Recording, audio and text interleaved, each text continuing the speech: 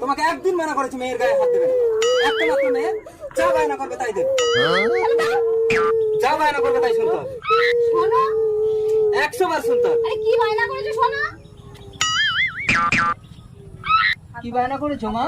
আমি আর একটা বাবা নেব।